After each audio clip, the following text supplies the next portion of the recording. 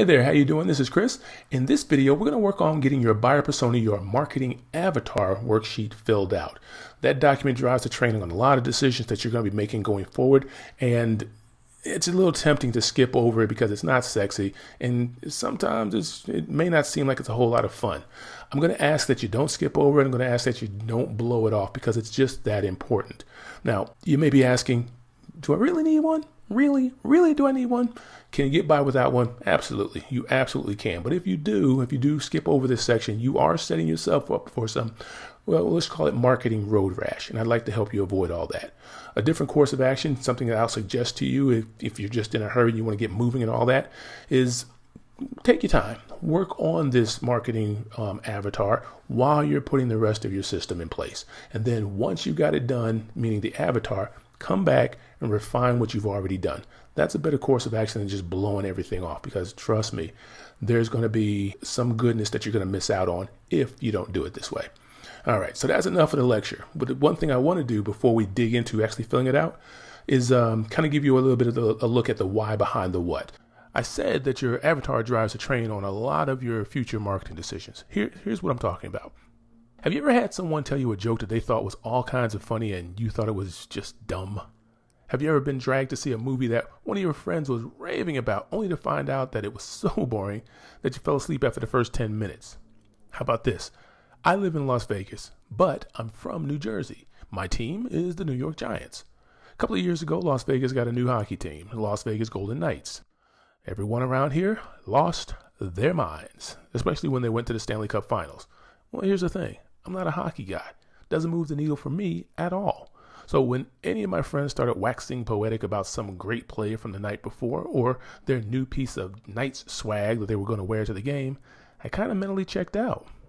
Now, those are examples of why figuring out your avatar is so important. When you're doing this thing called online marketing, someone is on the other end of what you're putting out. If you're not transmitting on the frequency they're listening on, they're definitely not picking up what you're laying down. So, where do you start? Well, let's start with a schoolhouse definition of what a marketing persona or an avatar is.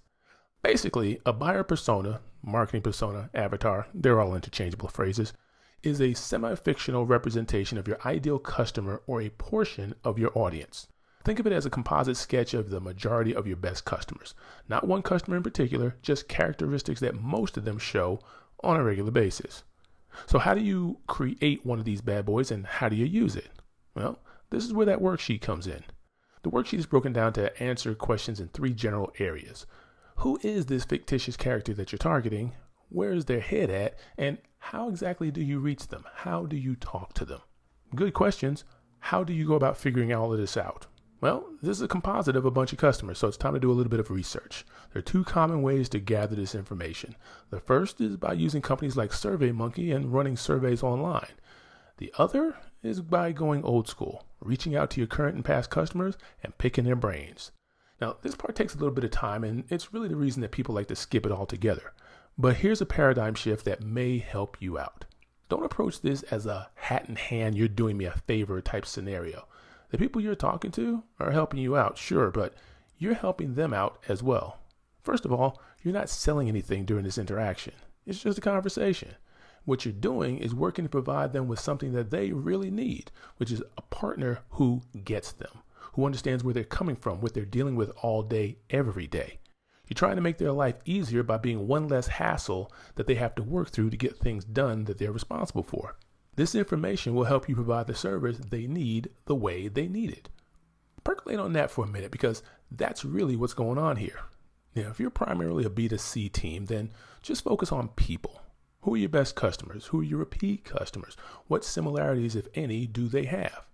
If you're primarily B2B, then stick around at the 5,000-foot view before you drill down to the actual decision makers. People are people, and their day-to-day environment does have an impact on how they roll. When you're gathering info about companies, include things like company name, industry, annual revenue, number of employees, annual contract value, and average spend per transaction. It's all pertinent. It's all important because when you crunch those numbers, you may see trends pop up that point to some industries that you work with being better fits for you than, say, others that you could target. Anyway, after you've got that done, then it's time to go ahead and drill down to the people level. And as we said earlier, the cheat sheet's broken down to answer 3 general type questions.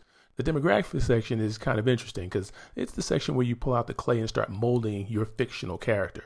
You pull all the demographics together from all of your interviews, average them out, and what's left, well, that's what you use to fill out the sheet. And this may seem like overkill, but you do need to give your avatar a name and you do need to give them a face. I suggest you go to Peccole.com and just grab a stock photo that matches your composite demographic. That way you've got something to look at. You're not just trying to keep it in your head. It's like, this is Bill the avatar. This is who you're trying to reach. Makes it a lot easier on your brain, trust me. And as for the other demographic information, well, that's your avatar's backstory. And if this is the first time you've ever done this, you may feel silly doing this and think that it's not necessary. But here's the fact of the matter. Marketing is a conversation. That's all it is. If you're not talking to someone in particular, you're really talking to no one at all. You may as well be standing on a street corner yelling at traffic. The more real you can make your avatar, the easier it will be to craft a focused marketing message that will resonate with your target audience. The next section is what we call the Psychographic section. Yeah, I know, big word Thursday. It's the section where we try and dig into what's important to them and why. Now, you may have noticed that there's only 4 questions on the worksheet. The reason for that is I didn't want to give you a bunch of questions that may not mean anything to your particular company. The questions on the worksheet are the big picture questions: goals, values, challenges, and pain points. These are all the things that go into their why. Now, you use these to get started, but don't stop there. Whatever you do, don't stop there. Add in your own what do you think type questions. Ask interest, activities, and attitude/opinion type questions.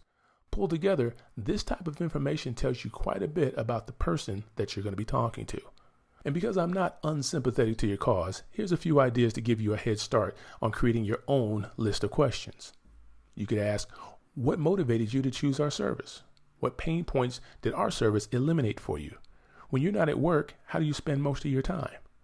Were there any particular factors that contributed to you choosing our company over our competitors? What do you think about that Ryan Reynolds-Hugh Jackman feud? What's your opinion of self-driving cars? Now, that list of questions is pretty wide, but the choices on what you can ask is limitless. Just remember, as you're coming up with your questions, that you need to touch on interests, activities, and attitudes for them personally, and goals, values, challenges, and pain points for their work environment. Stay within that framework and you'll be fine. Now, the final bunch of questions are pretty straightforward. You already figured out who they are, what they look like, their personal backstory. You kind of worked on their why in the last section. Now you need to find out where they go to get their information. Those questions are pretty straightforward, so here you go. You could ask questions like, how do you learn about new information for your job? Which publications or blogs do you read? Are you a podcast listener? If so, what types do you listen to? Sports? Entertainment? Which associations and social networks do you participate in?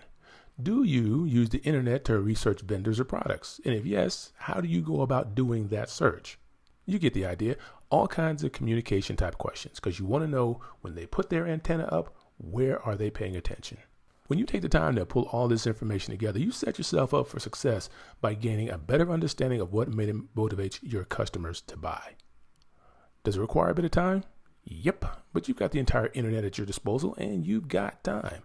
Between Zoom calls, customer surveys, and analytics, there is quite a bit of information within your reach. And with this data, you can seriously optimize your marketing and other key elements of your business.